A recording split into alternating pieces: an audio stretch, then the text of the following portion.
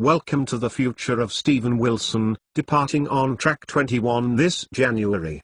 Are you all aboard the train, or did you already get off a couple of stops ago?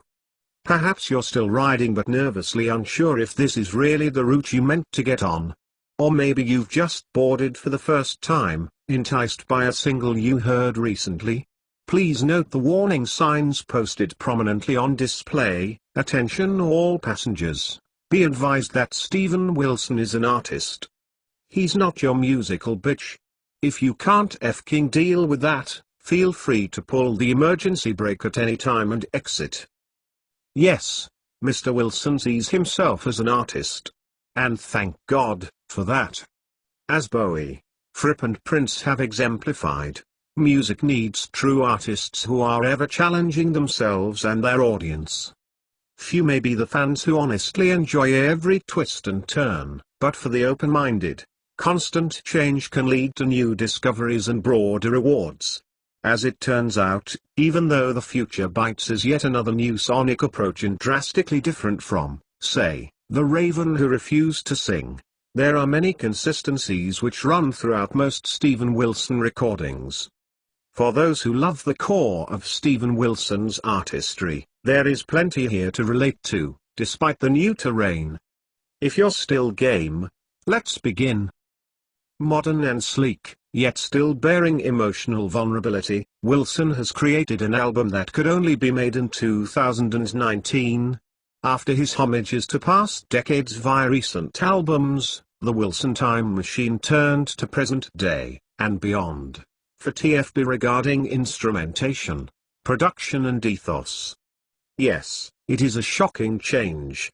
Even if we look back at previous album To the Bone, which stirred up its own fair amount of controversy due to its increase in pop sensibilities, we would now say that recent 2017 album feels like classic Wilson compared to this new TFB.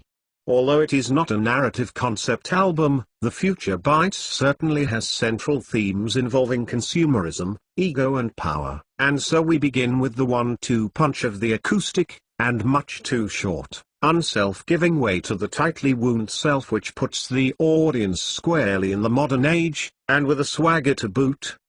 Indeed, it's hard to sit still during this little gem, complete with percolating rhythm guitar line, female backup singers and a compact, killer arrangement.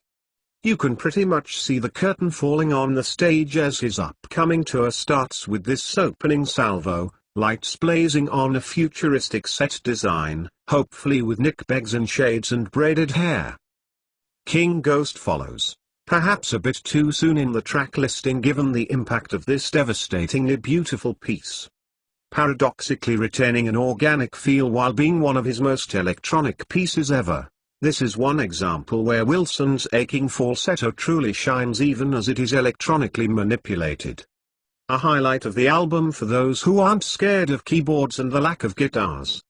12 Things I Forgot quickly shifts into more familiar terrain. Why this song wasn't offered to Aviv Geffen for the recent Blackfield album is a mystery. Don't miss the Wilson sung/Geffen penned songs on that album, by the way, but it is a welcome respite from the synths and slick production of most other songs herein. The presence of Roger Waters seems to hang about much of the album, perhaps due to the strong thematic conviction of its author, or perhaps from the copious use of backing female singers throughout, but nowhere are the cynical ruminations on power and control more apparent than in the swagger of eminent sleaze. A delightfully acerbic track, its fruitsy bass contrasts well with the sweeping orchestral lines. This is a song made for Wilson's larger-than-life vision of the future bites, and it'd be interesting to know if he enjoyed playing the protagonist in the accompanying video. As many know, The Future Bites was dramatically impacted by the COVID era, changing the track listing and delaying its release by over 7 months, not to mention an entire 2020 tour being scrapped where Wilson was to have played in his biggest venues ever. The ensuing delay may have given its audience more time to prepare for the change in direction, even as subsequent singles have been issued which collectively now account for more than half the running time of the full album. Initial single Personal Shopper was released in March of 2020, almost as a warning shot of what was to come. Although it is by far the longest track on the album, it is several generations away from detonation, the only long track on To the Bone, a prog workout which actually dipped back into Porcupine Tree territory. By contrast, Personal Shopper is more of an electronic beats dance soundtrack, albeit with sinister undertones, with Wilson wailing away in falsetto. The inclusion of classic rock icon Elton John is quite epic, but does nothing to draw away from the futuristic vibe laid forth. Still, the chorus remains Steven Wilson at its heart, and thus for the open-minded, this apparently is our beloved artist simply trying on a new suit. Whether it fits or not is down to subjective judgment, and for many this will likely be a love it or hate it moment. And what of the other new songs, not yet released as singles? The clear winner here is Man of the People, a blissful 5 minutes of ambient Wilson that is overwhelmingly satisfying. It's still in a compact pop format, but the arrangement allows the piece to breathe, sway and entice with some of Wilson's finest vocals to date. Follower is a driving piece that fits right in with the vibe of the album, sonically somewhere between Personal Shopper and Eminent Sleaze, bringing loud and obnoxious punk guitar squeals to the fore at one point. Count of Unease concludes the album with a typical Wilson farewell. Think Collapse the Light into Earth or Song of Unborn, offering a natural come down from the futuristic bombast of most of the album. All this in a tidy 42-minute package. Truly, it goes by so quickly that one finds it quite easy to just start the album over again at its conclusion. Let's be honest, for most of Steven Wilson '/Porcupine Tree's longtime fans, this won't be in their top 5 releases. But it doesn't need to be. It's a damn good album on its own, one which will likely bring in a fair number of new listeners who hopefully will work their way backwards through the catalogue.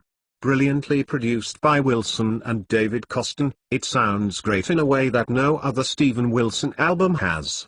Even if it doesn't incite an overwhelmingly rapturous response, it may just have elicited something more important, respect for the artist. For, no matter what the subjective opinion of the listener, there is the recognition that in Steven Wilson we have found a musician who craves new challenges, new sounds, new inspiration.